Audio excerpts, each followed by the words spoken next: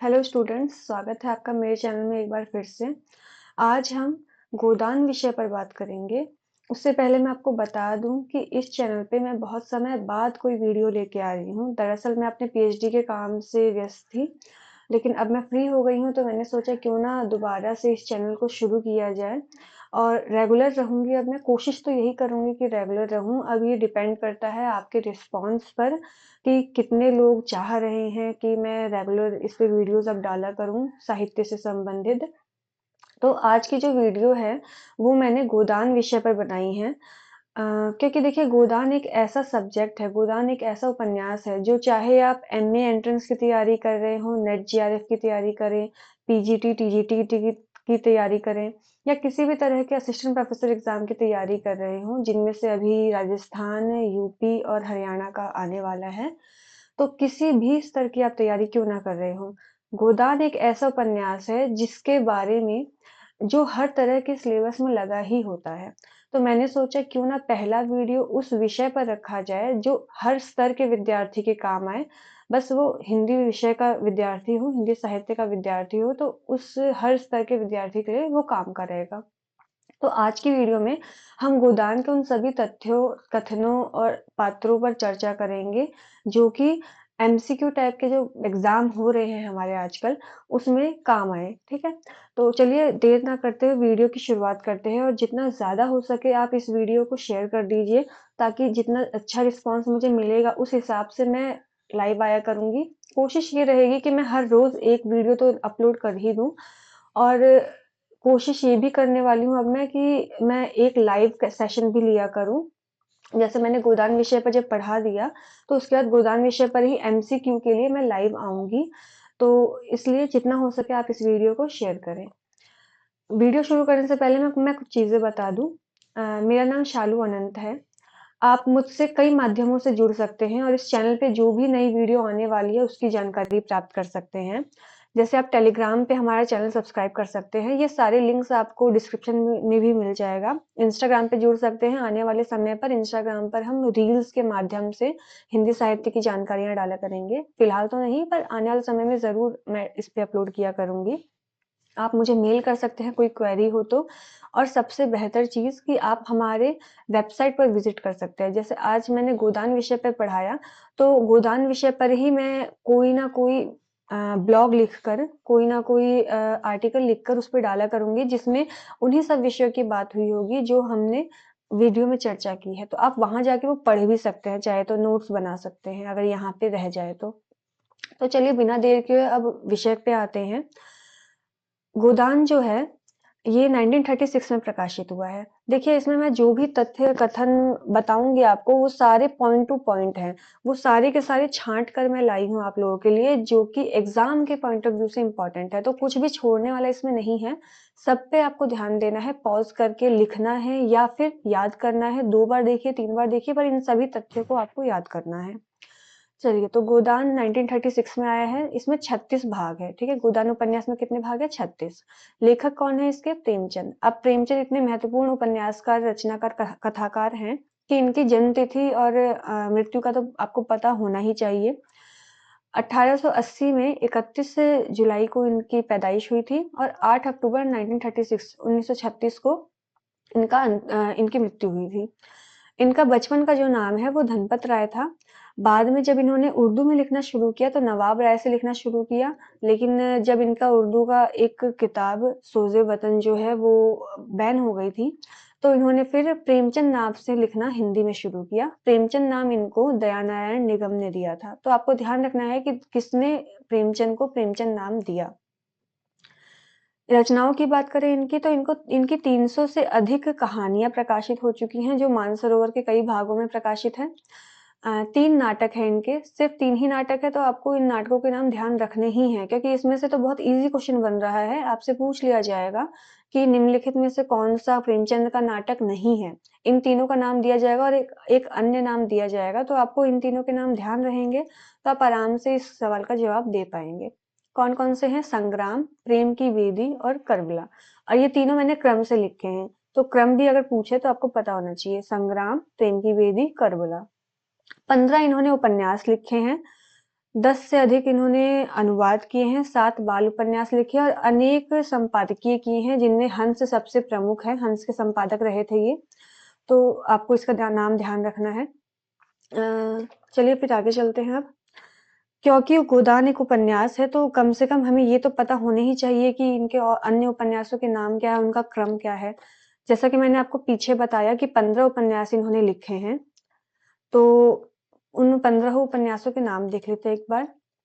देवस्थल रहस्य 1905 में आई है, प्रेमा 1907, सेवा सदन 1918, वरदान 1921, प्रेमाश्रम 1922, रंगभूमि 1925, कायाकल्प 1926, निर्मला 27, गबन 31, कर्मभूमि 33, गोदान 36 और मंगलसूत्र 48। ठीक है, तो आपको ध्यान रखना है। अब इसमें एक और चीज इंपॉर्टेंट क्या है कि गोदान इनका अंतिम पूर्ण उपन्यास है और मंगलसूत्र जो है वो अपूर्ण उपन्यास है। तो आपको इन दोनों के नाम ध्यान रखना है। अगर ये सवाल आए कि अंतिम पूर्ण उपन्यास कौन सा है, तो वो गोदान है, और अंतिम उपन्यास कौन सा है, वो मंगलसूत्र है। तो शब्दों में उलझाने का काम कर सकते हैं एग्जामिनर चाहे तो। अब आते हैं पात्रों पर। सबसे पहले मैंने पुरुष पात्रों के नाम लिखे हैं, वो भी जो प्रमुख पुरुष पात्र हैं उनके नाम यहाँ हैं। गौण के मैंने बाद में बताए हैं। होरी महतो, गोबर, जो कि उपन्यास की शुरुआत में 16 वर्ष का था। तो ये नंबर आपको ध्यान रखना है। इसमें जितने भी नंबर्स आएंगे वो आपको जरूर ध्यान रखने हैं। गोबर जो है 16 वर्ष का था उपन्यास की शुरुआत में। हीरा, भोला, भोला से होरी ने 80 रुपए लिए थे, 80 रुपए की गाय ली थी। पंडित दाता दीन, माता दीन जिसे मतई भी कहा गया है वहां पे।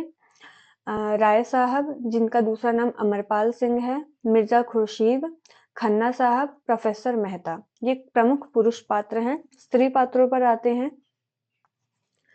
धनिया, रूपा जो कि उपन्यास की शुरुआत में 8 वर्ष की है। सोना जो कि उपन्यास की शुरुआत में 12 वर्ष की है। झुनिया, सिलिया, नोहरी, गोविंदी, मिस मालती। गौण पात्रों पर आते हैं। अब देखिए, जिस तरह के प्रश्न आजकल पूछे जा रहे हैं खासतौर से नेट जेआरएफ के एग्जाम में, तो उसमें मुख्य पात्रों की चर्चा तो कम ही हो रही है, गौण पात्रों के बारे में ज्यादा पूछा जा रहा है कि फला पात्र कौन से उपन्यास से संबंधित है। तो आपको गौण पात्रों के बारे में पता होना चाहिए। वैसे तो गोदान में बहुत सारे पात्र हैं, लेकिन जो प्रमुख है वो मैं यहाँ लिख रही हूँ।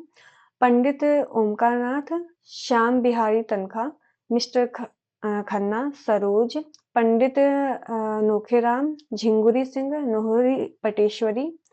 मंगरू है जिससे होरी ने बैल के लिए 60 रुपए उधार लिए थे। दुलारी, सहुआइन और चूहिया। तो ये कुछ प्रमुख गौण पात्र हैं जिनके नाम आपको ध्यान रखने हैं। अब जो प्रमुख पात्र हैं उनकी विशेषताओं और उनके बारे में देख लेते हैं क्या क्या है। सबसे पहले होरी जो कि उपन्यास का नायक है, बिलारी ग्राम का साधारण सा किसान है। कौन से गांव का? बिलारी ग्राम का। गांव का नाम ध्यान रखना है कि होरी कहाँ का निवासी है। कृषक वर्ग का प्रतिनिधि पात्र है ये। होरी की जो पत्नी है उसका नाम धनिया है, उसका एक पुत्र है गोबर, ये गोबर होगा। सोना और रूपा उनकी 2 पुत्रियां हैं। होरी के पास कुल 5 बीघा जमीन है। तो आपको ये ध्यान रखना है कि होरी के पास कुल कितनी जमीन है। हीरा और शोभा उनके 2 भाई हैं जो उससे अलग रहते हैं। चारित्रिक विशेषताएं देख लेते हैं। सीधा साधा साधारण सा किसान है, परिश्रमी और ईमानदार है, आर्थिक अभावों से ग्रस्त है, शोषण का शिकार, आस्थावान और भाग्यवादी है, परिवार की मर्यादा का रक्षक है, समाज और बिरादरी से भयभीत है, सीमित जीवन दृष्टि से युक्त है, व्यवहार कुशल, साधारण हिंदू गृहस्थ, मर्यादावादी एवं नैतिकतावादी, पैतृक संपत्ति का रक्षक, मानवीय दुर्बलताओं से युक्त और कृषक वर्ग का प्रतिनिधि पात्र है। ठीक है, तो ये कुछ विशेषताएं ध्यान रखनी है होरी के बारे में। मैं उम्मीद कर रही हूँ कि गोदान उपन्यास तो आप सभी ने पढ़ ही रखा होगा, खासतौर से अगर आप नेट जेआरएफ की तैयारी कर रहे हैं या असिस्टेंट प्रोफेसर की तैयारी कर रहे हैं तो पढ़ रखा होगा।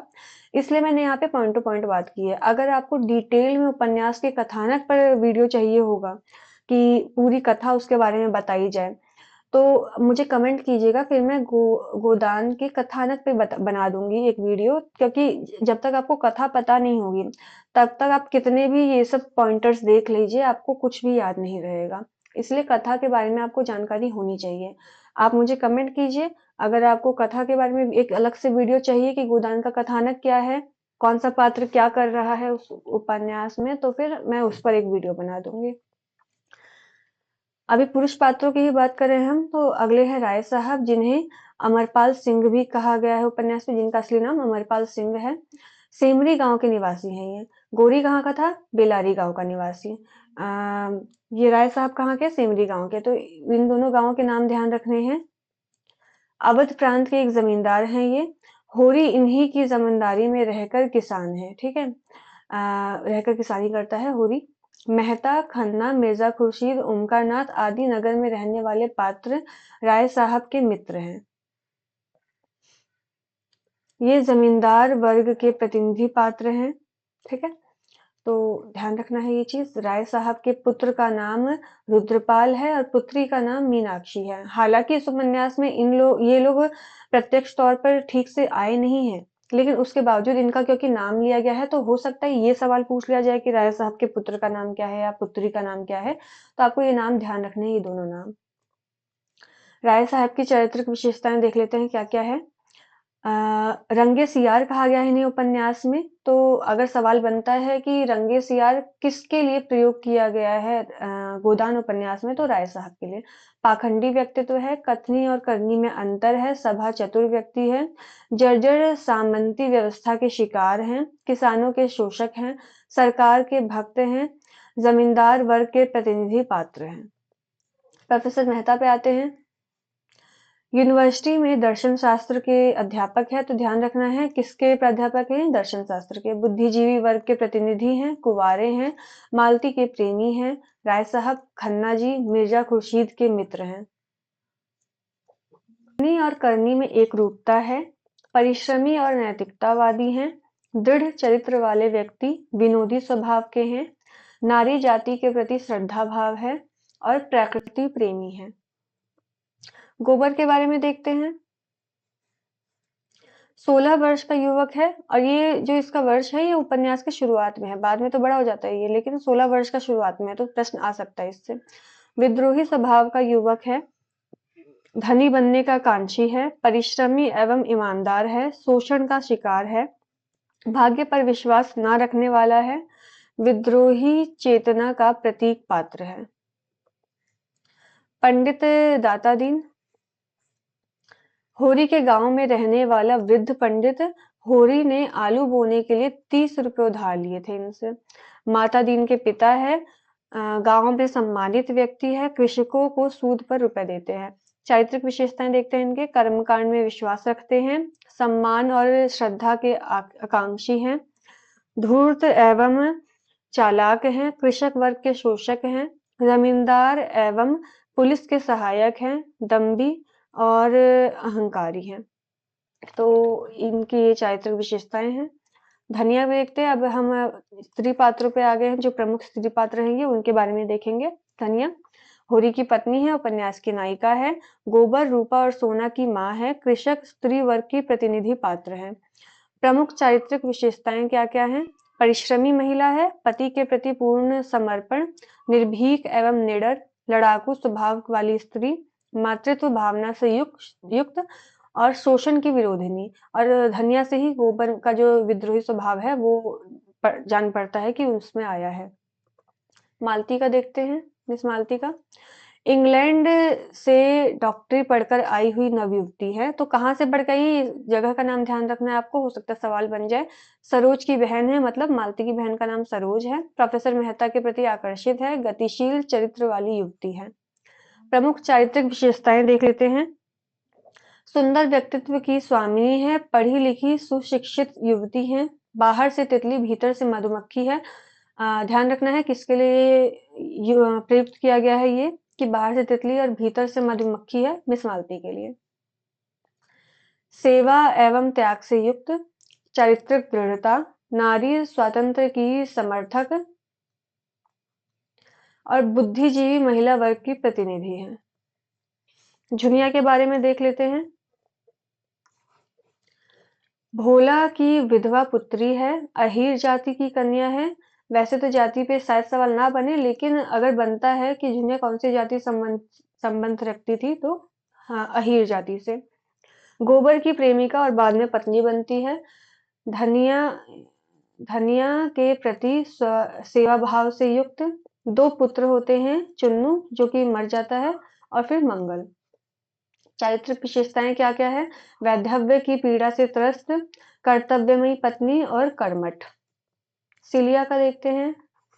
जाति से चमारिन, पंडित माता दीन की प्रेमिका, जाति प्रथा की शिकार युवती। माता दीन द्वारा अंत में पत्नी रूप में उसे स्वीकार कर लिया गया। तो यहाँ पे जो प्रेमचंद है, वो उपन्यास में इस पात्र को लेकर, सिलिया और माता दीन की कथा को लेकर बहुत आदर्शवादी प्रतीत होते हैं। जब माता दीन उच्च जाति का होकर सिलिया को अपनी पत्नी रूप में स्वीकार करता है, तो ये बहुत आदर्शवादी रूप इसमें दिखाया गया है, जो कि उस जमाने के हिसाब से संभव ना के बराबर है। तथ्यों की बात करते हैं।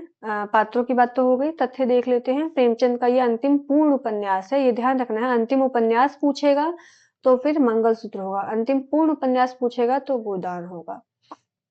काव्य कहा गया है इसे। हजरतगंज और अमीनाबाद का उल्लेख है इसमें, तो जगह के नाम ध्यान रखने हैं, जो भी नाम इसमें आए हैं। मुश्किल से 4 या 5 जगहों के नाम है इसमें। अवध प्रांत के 2 गांव बेलारी और सेमरी की कहानी है। बेलारी कौन सा गांव है? जहाँ पे होरी रहता है, जिसके पास 5 बीघा जमीन है। सेमरी कौन सा गांव है? जहाँ पे राय साहब जमींदार रहते हैं। डॉक्टर गंगा प्रसाद विमल ने इसे भारतीय ग्राम परिवेश की समस्याओं का महाकाव्य और गीता कहा है। तो अगर ये पूछे कि गोदान उपन्यास को भारतीय ग्राम परिवेश की समस्याओं का महाकाव्य और गीता किसने कहा है, तो डॉक्टर गंगा प्रसाद विमल ने। इस उपन्यास में ग्रामीण पात्रों के साथ साथ शहरी परिवेश के पात्रों को भी रखा गया है, किंतु शहरी परिवेश के पात्रों से ग्रामीण पात्रों का कोई संबंध नहीं है। कोई होगा यहाँ पे, लेकिन संबंध थोड़ा बहुत तो होता है गोबर के कारण और मिस मालती और मेहता के कारण, जब वो गांव में आते हैं। अब है नई पीढ़ी का वाहक, इसमें कौन है? गोबर को माना गया है नई पीढ़ी का वाहक। इस उपन्यास में प्रेमचंद ने जमींदारी प्रथा के अंत की बात बताई है, जो कि कुछ वर्षों बाद सही साबित होती है। तो जब गोबर इसका विरोध करता है इस प्रथा का, और जो सूदखोर थे उनको खरी खोटी सुनाता है, और उस वक्त का जो डायलॉग है, उस डायलॉग से पता चलता है कि प्रेमचंद बताना चाह रहे हैं कि जमींदारी प्रथा का अंत होने ही वाला है अब, क्योंकि गोबर जैसे जो नई पीढ़ी के वाहक लोग हैं वो अब आ रहे हैं। तो और कुछ ही वर्षों बाद ये इनकी बात सच भी हो जाती है। अ, रामविलास शर्मा ने क्या कहा है इस संदर्भ में, इस उपन्यास के संदर्भ में? उपन्यास का प्रमुख पात्र होरी उपन्यासकार की अमर सृष्टि है। यह पहला अवसर है जब हिंदी कथा साहित्य में किसान का चरित्र एक व्यक्ति के रूप में दिखाया गया है। तो ये कथन ध्यान रखना है, पूछ सकते हैं कि किसका कथन है, तो रामविलास शर्मा का। नंद दुलारे वाजपेयी क्या लिखते हैं? गोदान एक ऐसा मकान है जिसके 2 अलग-अलग खंडों में 2 परिवारों के रूप में गांव तथा शहर रहते हों, और जो कभी-कभी एक दूसरे से मिल लेते हों। जैनेन्द्र ने एक लेख लिखा है, यदि मैं गोदान लिखता। तो ये ध्यान रखना है कि गोदान से संबंधित ये लेख किसने लिखा है? स्वराज, स्वाधीन भारत और हंटर का उल्लेख है इसमें। ये पत्रिकाएं हैं इस उपन्यास में जो बताई गई हैं। स्वराज, स्वदेश भारत, सॉरी स्वाधीन भारत और हंटर। इसके अलावा एक बिजली पत्रिका का भी जिक्र है इसमें। तो आपको इन तीन चारों पत्रों के नाम ध्यान रखने हैं कि इस उपन्यास में कौन-कौन से पत्रों का उल्लेख किया गया है। सेमरी गांव से लखनऊ 20 कोस दूर है। जब गोबर निकलता है अपने गांव से लखनऊ के लिए कमाने के उद्देश्य से, और झुनिया को अकेला छोड़ के भागता है जब, तो 20 कोस की दूरी तय करता है। कुछ प्रमुख कथनों कुछ प्रमुख कुछ प्रमुख कोटेशंस की बात कर लेते हैं, यहाँ पे कथनों की बात कर लेते हैं, क्योंकि कथन में से भी अक्सर सवाल पूछ लिए जाते हैं, और कोई सा भी एग्जाम हो हिंदी साहित्य से संबंधित, एक सवाल तो फिक्स है कि गोदान से आना ही आना है। तो कथन देख लेते हैं कुछ। पालने में तुम्हारा क्या लगा? जब तक बच्चा था दूध पिला दिया, फिर लावारिस की तरह छोड़ दिया। जो सबने खाया वही मैंने खाया। किसका कथन है ये? गोबर का। किससे कहा इसने? धनिया से। तो पूछ सकता है किन दोनों लोगों के बीच ये संवाद है। आज संसार का शासन सूत्र बैंकरों के हाथ में है, सरकार उनके हाथ का खिलौना है। ये मेहता ने कहा है खन्ना से। इसमें जो कुछ प्रमुख कथन होंगे मैं वही पढ़ाऊंगी, आप पॉज करके ही पूरे देख लीजिएगा क्योंकि सारे ही इंपॉर्टेंट है, पर मैं कोशिश करूंगी मैं छोटे छोटे पढ़ाऊं ताकि वीडियो टाइम से हो जाए, ज्यादा बोरिंग ना लगे आप लोगों को वीडियो। तो आप लोग पॉज करके कोटेशंस पढ़ लीजिएगा पूरे एक बार। अ, मेरे लिए धन केवल उन सुविधाओं का नाम है जिनमें मैं अपना जीवन सार्थक कर सकूं। धन मेरे लिए बढ़ने और फलने फूलने वाली चीज नहीं, केवल साधन है। किसने कहा है? मिस्टर मेहता ने। मुक्त भोग आत्मा के विकास में बाधक नहीं होता। विवाह तो आत्मा को और जीवन को पिंजरे में बांध देता है। ये भी मिस्टर मेहता का कथन है। विवाह को मैं सामाजिक समझौता समझता हूँ और उसे तोड़ने का अधिकार ना पुरुष को है ना स्त्री को। समझौता करने से पहले आप स्वाधीन हैं, समझौता हो जाने के बाद आपके हाथ कट जाते हैं। ये भी मिस्टर मेहता का कथन है। ये मिस्टर मेहता और मालती के बीच का संवाद है, तो ये संवाद देख लेते हैं। संवाद से भी पूछ सकते हैं किसके किसके बीच का संवाद है। तो आप श्रेष्ठ किसे समझते हैं, विवाहित जीवन को या अविवाहित जीवन को? समाज की दृष्टि से विवाहित जीवन को, व्यक्ति की दृष्टि से अविवाहित जीवन को। ये मालती और मेहता के बीच का कथन है। रुपए हो तो ना हुक्का पानी का काम है ना जात बिरादरी का। दुनिया पैसों की है, हुक्का पानी कोई नहीं पूछता। ये गोबर ने होरी से कहा था, ठीक है।